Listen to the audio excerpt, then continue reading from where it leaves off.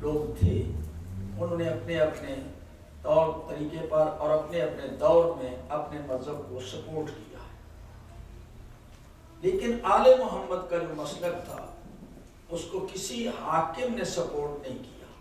پہلی بات یہ حکومت کی طرف سے ریکگنیشن نہیں ہوئی، بلکہ حکومت کی طرف سے پابندیاں عائد کی گئی۔ تو جو مسلک آل محمد سے یعنی منسوب ہے اس کو دشواریوں سے گزرنا پڑا، لوگوں کو پر پابندیاں بھی لگی اور اظہار خیال کی پر بھی پابندی، عمل پر بھی پابندی، اور سوسائٹی میں ان کے خلاف نفرت آمیز پروپیگنڈا اپنے مقام پر۔ تو آل محمد کے مشن کو تقویت نہیں دی گئی، اور اس کا علماء اہل سنت اعتراف کرتے ہیں 100%۔ آج کے محقق کہتے ہیں یہ بات صحیح ہے کہ رسول اللہ کے علم اور ان کی سنت اور ان کے منصب کا وارث امیر المومنین حضرت علی ہیں۔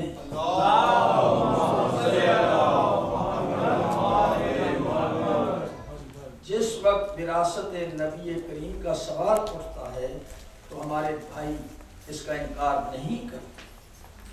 ریاض النظرہ میں محب الدین طبری نے بڑی وضاحت کے ساتھ یہ حدیث بیان کی ہے فضائل امیر المومنین علی علیہ السلام کی شان میں، جو بیان ہے لِكُلِّ نَبِيٍّ وَصِيٌّ وَوَارِثٌ اِنَّ عَلِيًّا وَصِيِّ وَوَارِثِي۔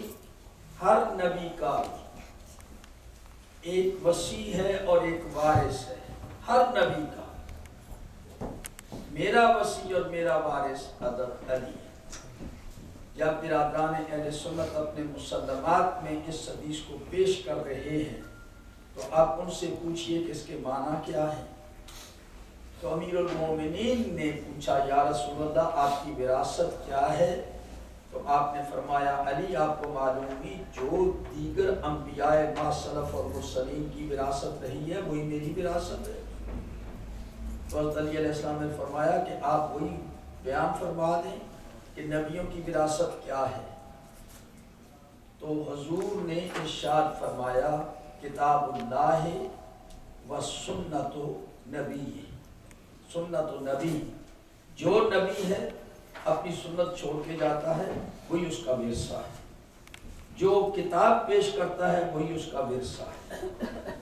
تو کتاب اللہ اور سنت رسول یہ نبیوں کا ورثہ ہے جو چھوڑ کے جاتے ہیں اپنی امت کے لیے۔ بہت اچھی اور خوشائند بات ہے کہ ہمیں کسی اور جاگیر کی ضرورت نہیں ہے اگر آپ اس چیز کو تسلیم کرتے ہیں کہ نبی کریم کے علم اور قرآن مجید اور سنت رسول کا وارث حضرت علی علیہ السلام ہے، تو پھر دین کا تمام جتنے بھی دین کے ارکان ہیں، امور ہیں، اس کے اعمال ہیں، عقائد ہیں، وہ حضرت علی سے لینے چاہیے۔ پھر اس کی تصدیق یہ حدیث کہ صلوات پڑھے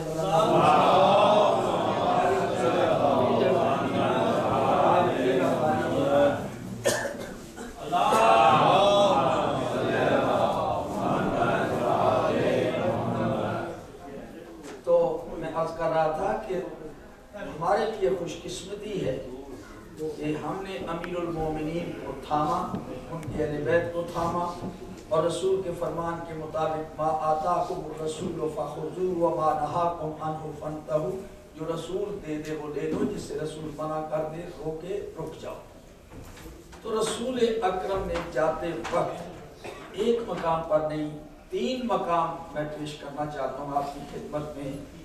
آخری حج میدان عرفات 9 ذی الحج کو جو بہت طویل اور بہت فصیح و بلیغ خطبہ ارشاد فرمایا آپ نے، اس خطبے کے اینڈ پر جو گھنٹوں پر مشتمل تھا، اس خطبے کے اینڈ پر بطور وصیت آپ نے فرمایا کہ میں 2 چیزیں تمہارے درمیان چھوڑتا ہوں، بار بار سنتے ہیں، ہر ایک کو یاد ہے۔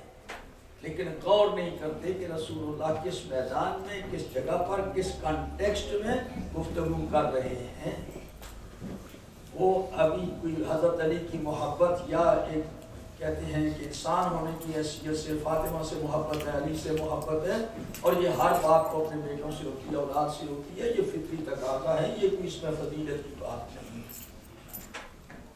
تو لیکن جو عمل مثلا ہمارے بھائیوں نے ہماری مخالفت میں لکھا ہے کہ رسول اللہ کا ہر وہ عمل جو اللہ کی طرف سے انہوں نے پیش کیا ہے، پریزنٹ کیا ہے، تاکید کی ہے، وہ تو سنت رسول وہ حکم الہی ہے، اس کو بجا لانا واجب ہے۔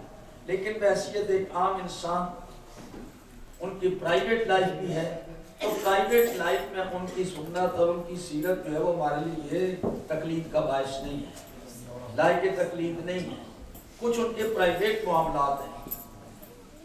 تو اس طرح سے کچھ باتیں بھی ہیں جو ان کی پرائیویٹ زندگی سے تعلق رکھتی ہیں، وہ بحیثیت بشر کہی ہے۔ اس کی تشریح شبلی نعمانی نے کی ہے الفاروق کے اندر۔ تو رسول اللہ کے بہت سے کام جو ہیں ان کی پرائیویٹ لائف سے تعلق رکھتے ہیں، وہ امت کے لیے سنت نہیں۔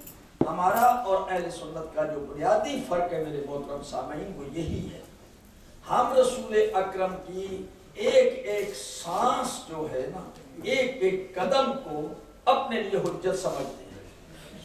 ان کی وہ پرائیویٹ لائف ہو یا پبلک لائف ہو، تمام امور زندگی میں رسول اللہ کا ہر عمل، ہر بات حجت ہے۔ ہم ان کی زندگی میں تفریق نہیں کرتے۔ This is the main difference between Sunni and شیعہ۔ اہل سنت ڈیوائیڈ کرتے ہیں کہ رسول اللہ کی دو زندگیاں ہیں، اور ہمارا عقیدہ یہ ہے کہ زندگی ایک ہی ہے۔ وَمَا مُحَمَّدٌ إِلَّا رَسُولٌ قَدْ خَلَتْ مِن قَبْلِهِ الرُّسُلُ أَفَإِن مَاتَ أَوْ قُتِلَ انقلبتم عَلَىٰ أَعْقَابِكُمْ۔ یعنی رسول اللہ نے جس وقت جنگ احد کے موقع پر کچھ صحابہ میدان چھوڑ کے پہاڑ پر جا چکے تو آپس میں گفتگو کرتے ہوئے ایک صحابی نے بڑے دوسرے صحابی سے پوچھا کہ آپ کیوں بھاگے؟ اب اسے احساس ہوا ہے کہ رسول زندہ ہے اور رسول جنگ ہو رہی ہے میدان میں، اور ہم میدان چھوڑ کے آ گئے۔ انس بن نضر صحابی رسول، تاریخ طبری جلد اول اردو ترجمے والی میں بات کر رہا ہوں، نفیس اکیڈمی کی چھپی ہوئی، اس کتاب میں یہ صاحب لکھا۔ ایک بزرگ صحابی سے پوچھا کہ صاحب آپ بھی آ گئے؟ انہوں نے کہا کیا کریں، جب رسول مارے گئے تو ہم نے کیا کرنا؟